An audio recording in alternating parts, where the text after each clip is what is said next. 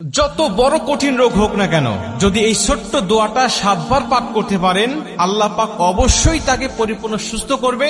যদি তার হায়াত থাকে, যদি তার হায়াত থাকে, মৃত্যুর সময় যদি না এসে থাকে, তাহলে আল্লাহ অবশ্যই এই দোয়ার বরকতে তাকে সুস্থ করবে।